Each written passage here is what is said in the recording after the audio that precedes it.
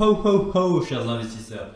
Comme tu as pu le voir dans le titre, on va faire une petite vidéo bilan de ma première année d'investissement. Donc moi je me suis lancé dans l'investissement au mois de mai à peu près. Et donc là je me suis dit que c'était le bon moment pour faire mon premier retour d'expérience, pour vous partager tout ce que j'ai appris, toutes les conneries que j'ai pu faire, mes pires investissements, mes meilleurs investissements et ce que je compte faire de mieux en 2022. Donc dans cette première partie, on va voir mes investissements dans les actions à croissance. Oh, oh, oh, oh, oh.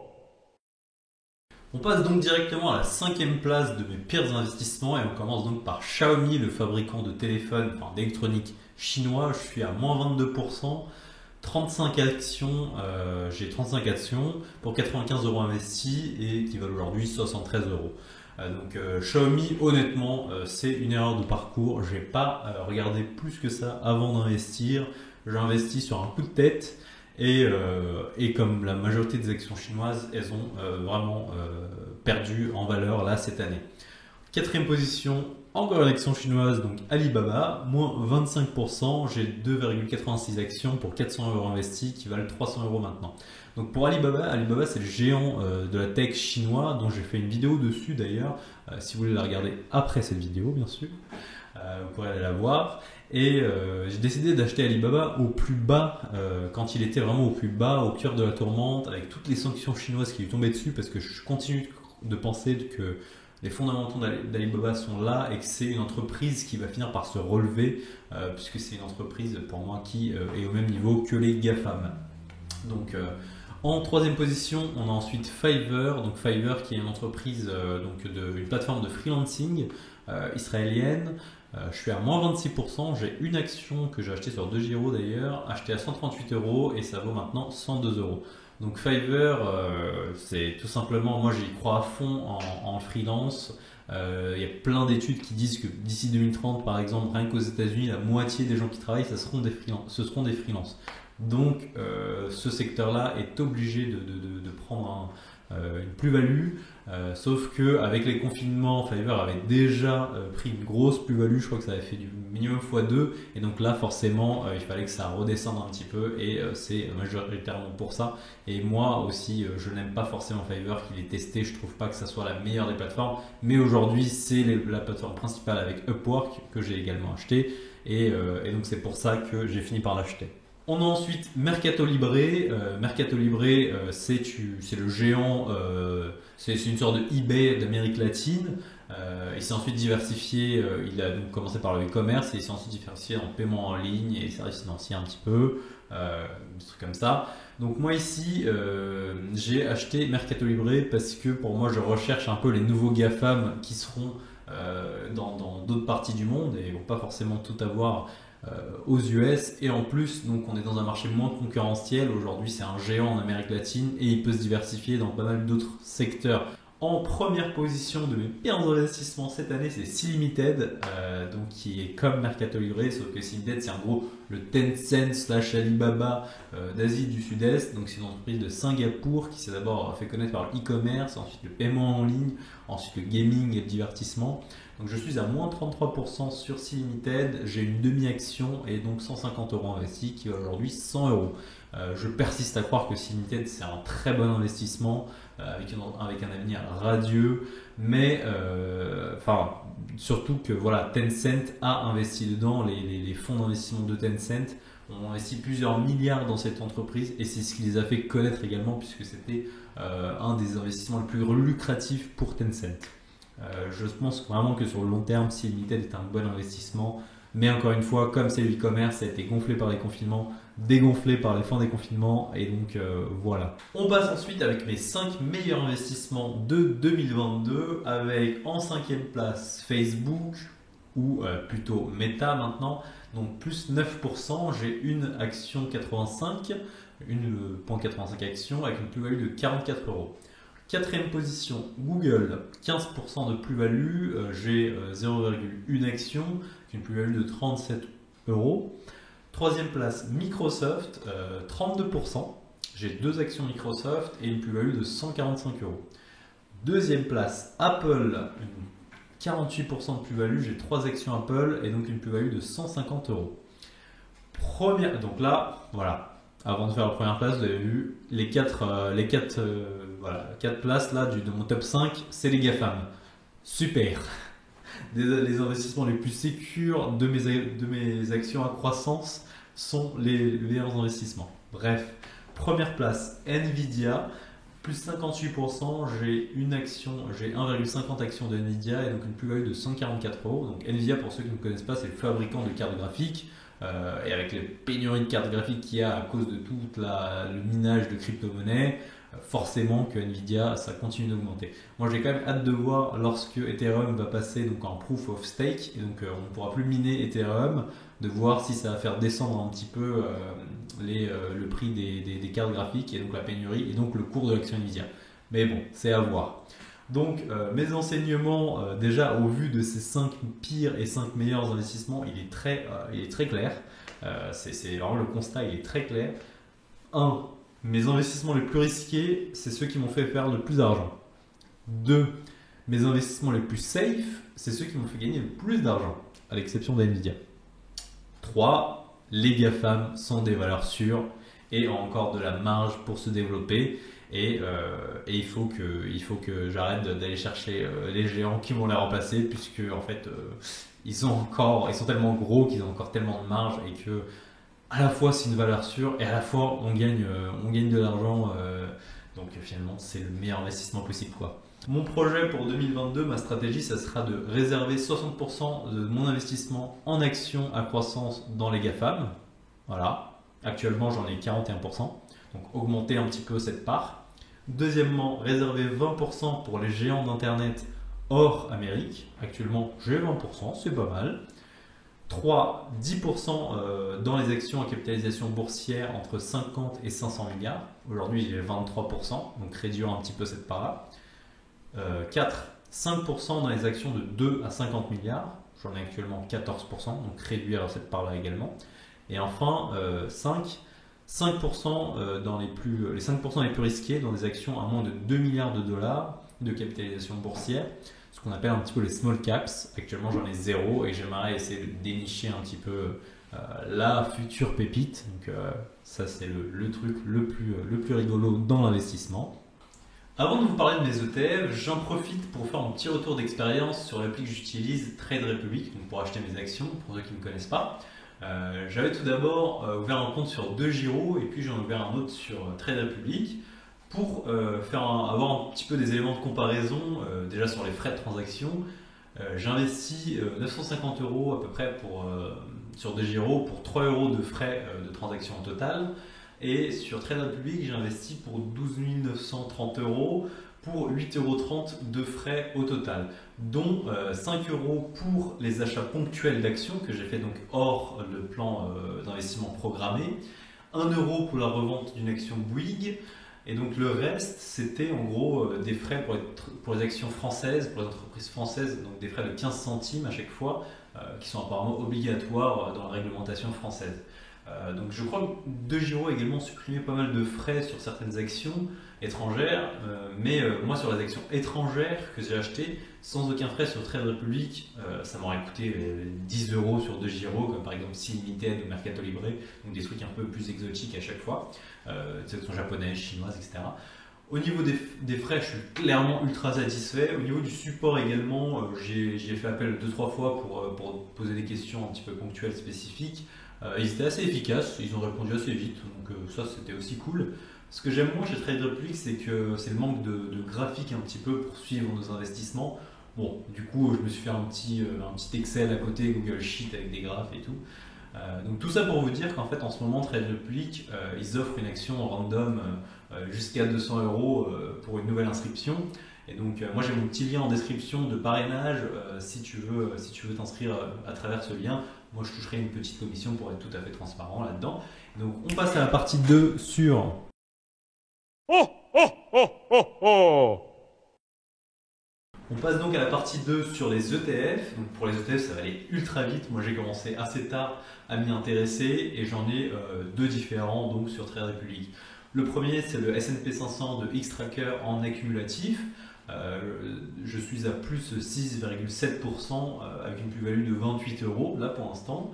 Et le deuxième ETF sur lequel j'ai investi, c'est MSCI Emerging Markets d'Amundi.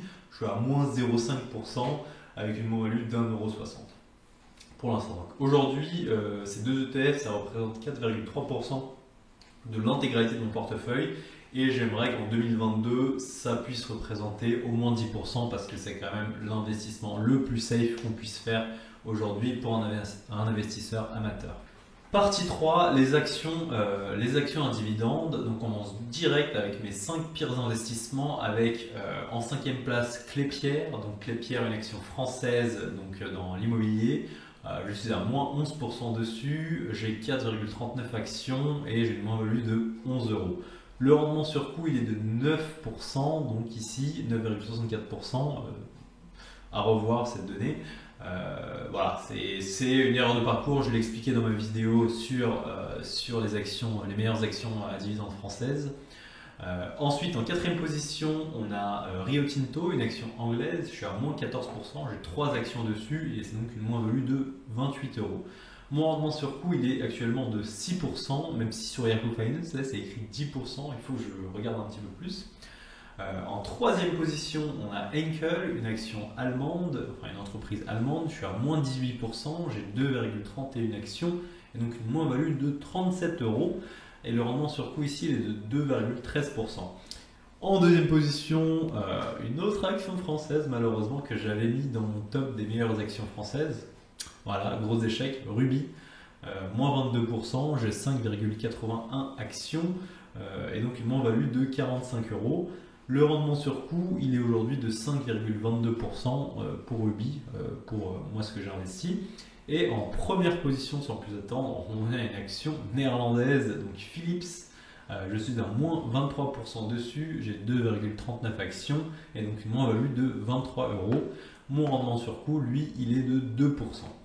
Donc voilà pour les 5 pires investissements. On passe maintenant aux 5 meilleurs investissements. Avec en 5e place, on a Lowe's, donc une entreprise américaine que j'ai acheté assez récemment d'ailleurs, qui va faire partie de mes actions où je vais un peu plus mettre d'argent dessus. Donc je suis à plus 30% en peu de temps finalement et j'ai 0,58 actions et donc une plus-value de 30€ avec un rendement sur coût de 1,66%.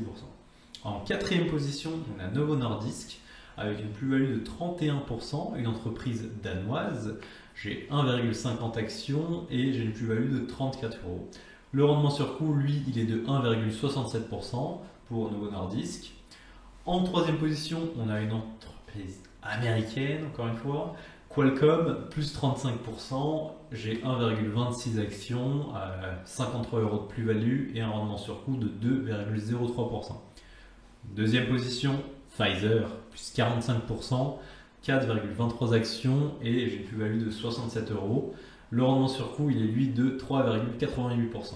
Et en première position, une autre action américaine, Broadcom.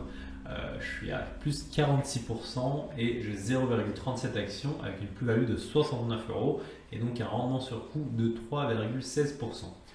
Au total, dans les actions en dividendes, ça représente aujourd'hui 50% de mon portefeuille, l'intégralité de mes investissements en actions en dividendes, et j'ai investi pour 7 800€ avec une plus-value globale de 7%, soit 550€ au total.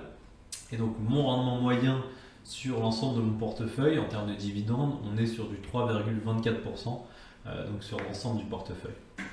En ce qui concerne mes enseignements, vu comment je me suis emmerdé à essayer de diversifier un maximum mon portefeuille dans les entreprises du monde entier, je m'étais dit que j'allais prendre les champions de chaque pays et que finalement ça ne pouvait que marcher.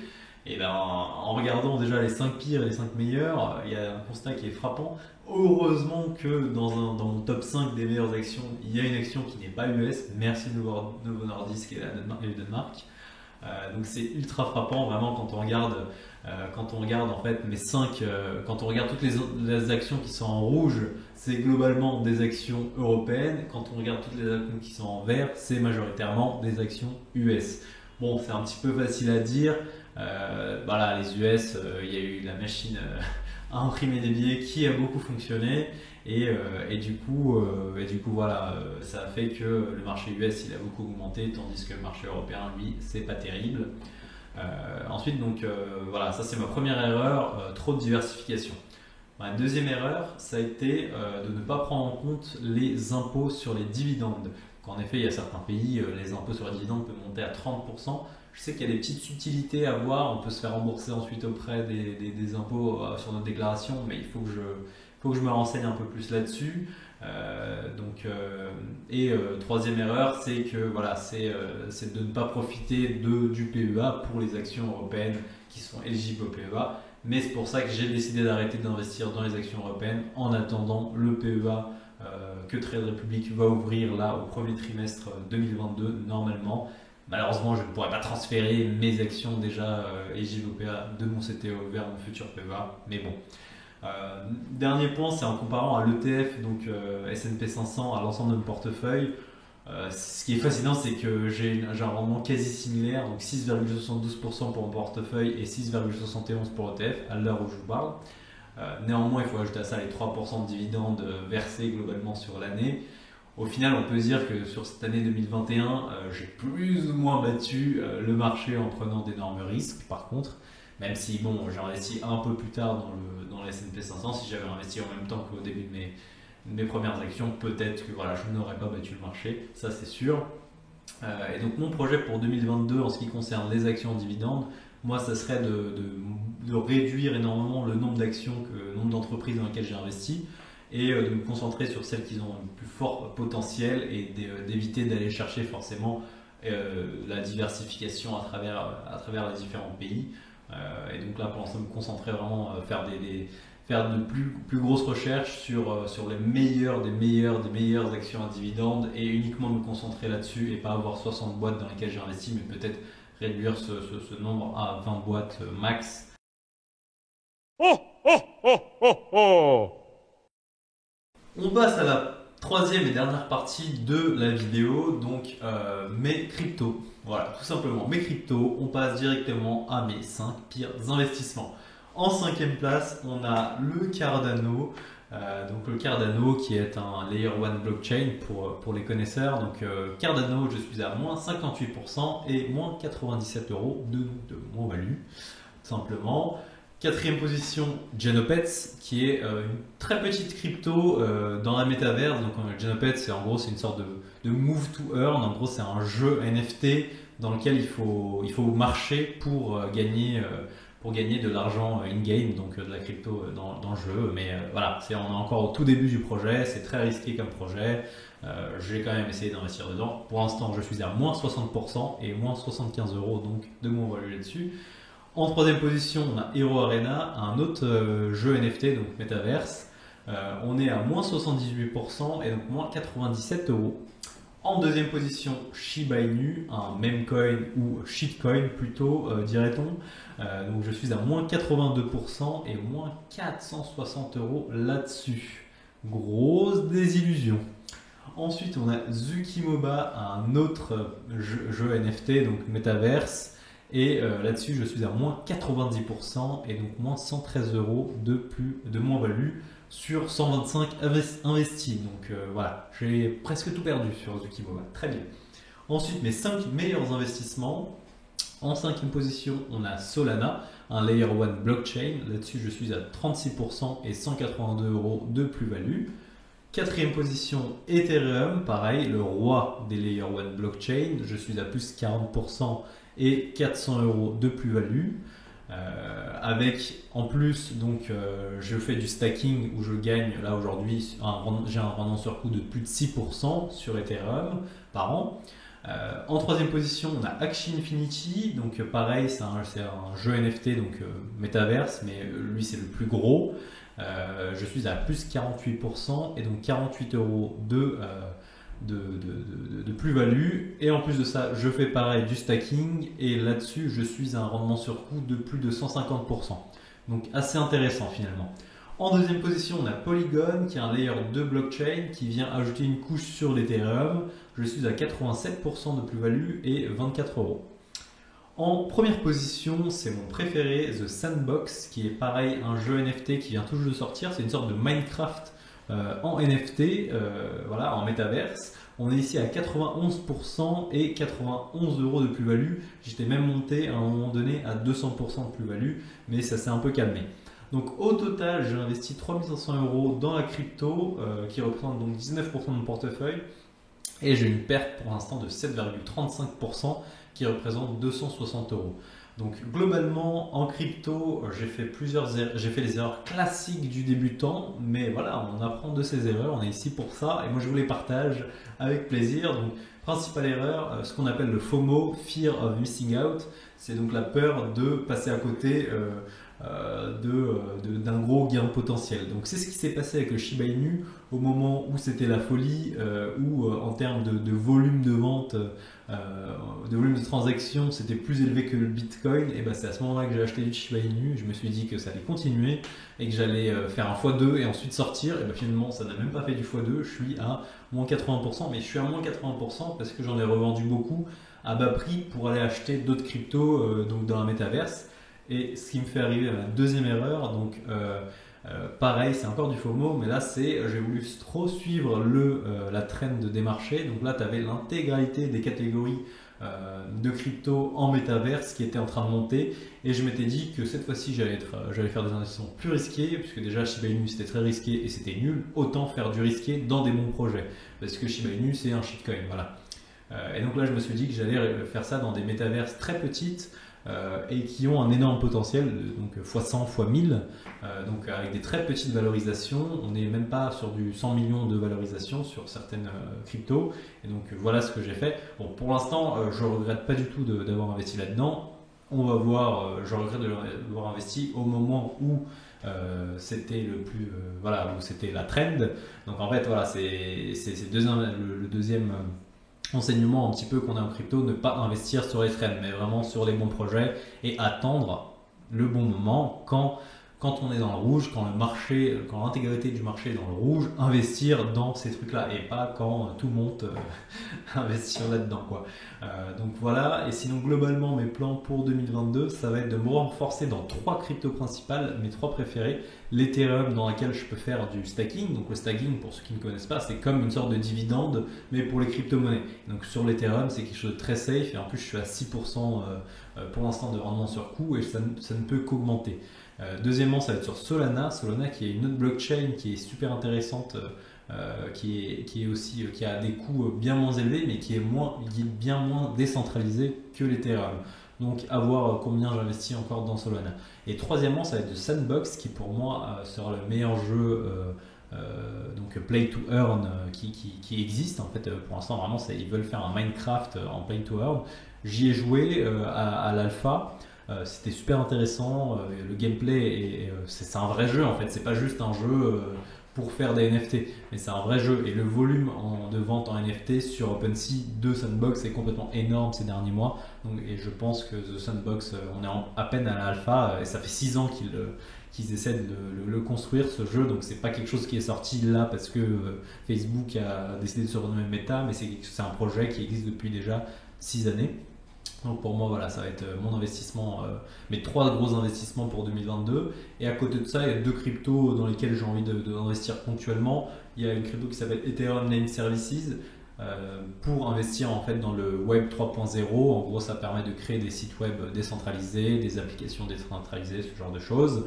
Et une autre crypto dans la métaverse, encore une fois, c'est dans Star Atlas, mais cette fois-ci c'est un studio AAA, donc ça va être un vrai jeu vidéo que la majorité des gens pourront jouer. Juste, il y a du NFT dedans, il y a tout ce truc de métaverse dedans, mais c'est un vrai jeu. D'abord c'est un jeu et ensuite c'est du NFT. C'est pas d'abord c'est du NFT et ensuite on fait un jeu autour, comme la plupart des cryptos en métaverse aujourd'hui. Donc voilà, globalement, donc sur cette année, mon rendement moyen, il n'est pas très élevé. Donc je suis à plus 4% si on prend l'intégralité de mon portefeuille. et à plus 700 euros. Mais c'est parce que voilà, la crypto, là, on est un peu dans le rouge depuis quelques semaines, alors qu'il y a un moment donné, j'oscillais à plus de 1500 euros quand j'avais du Bitcoin et quand j'avais pas de Shiba Inu. Voilà, Shiba Inu m'a plombé mon portefeuille. Mais donc globalement, voilà, première année d'investissement, c'était super intéressant, j'ai appris plein de choses. Et le plus grand enseignement que j'ai pu avoir, c'est de se lancer en fait, parce que ça fait 3 ans que je veux me lancer, et c'est des boîtes dans lesquelles j'aurais investi il y a 3 ans, je n'ai pas pensé maintenant, j'y aurais investi il y a 3 ans, et en fait, ben, voilà, j'ai perdu, j'ai pas perdu puisque je n'ai pas investi, mais voilà, j'aurais pu faire des gains énormes, puisqu'en fait, c'est des boîtes, voilà, les GAFAM, j'aurais très clairement investi il y a 3 ans si je m'étais lancé il y a 3 ans. Donc voilà, premier enseignement, c'est se lancer et investir le plus tôt possible et essayer d'apprendre à investir surtout.